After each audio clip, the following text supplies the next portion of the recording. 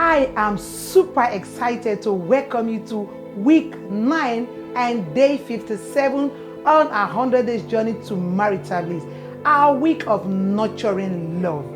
One of the best things that can happen to anyone is to experience love in your lifetime. And one of the greatest gifts of God to us is the gift of love.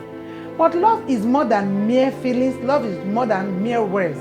In our series, we see love as a living force. And as a living force, it possesses the characteristics of every living thing. It can grow, it can also die, and like every living thing, it requires good nourishment, it requires nurturing and balanced diet for it to grow strong and healthy. Seeing love as a living force enables us to understand that relationships thrive not just on chances but by choices and commitment. Seeing love as something that is living means it will need some specific diet to be able to stay not just healthy, to also strive strongly. Every day, love keeps asking this particular question for everyone that wants to experience the best out of it. Will you tend to me? Just like you have a baby that you want to be healthy, grow strong, daily the baby asks, what will you give me?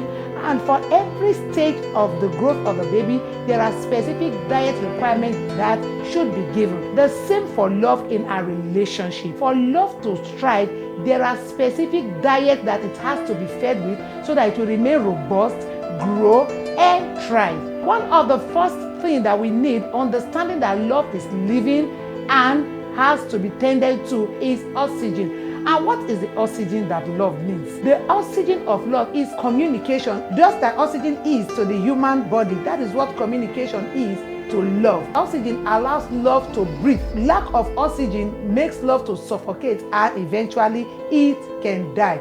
How do we communicate effectively to ensure that love gets enough of it? You must schedule regular check-ins. You must call to say hi once a while. How else do you keep the oxygen of communication tank filled? You must be vulnerable. Communicate openly, genuinely, and honestly. You must set aside regular times for deep conversation. I mean deep conversation. What makes the love you share with your partner different from the other person? Because there are things you say that you can't say with other persons. So to strengthen the bond that we need to experience marital bliss, there must be time for deep conversation. We should also learn to listen to each other. You must learn to use positive languages when communicating. And what else?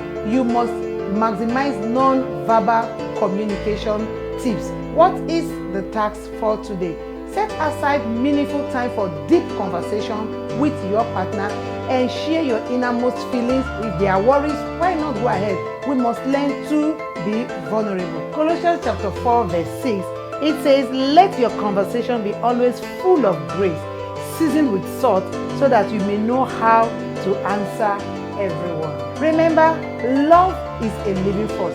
When we see love as alive, then we understand that it needs space to breathe, time to heal, and opportunities to grow. Don't let your love die. Give it the opportunity to grow. I'll see you again day 58 on our Love Diet series. Don't forget to follow, like, and share.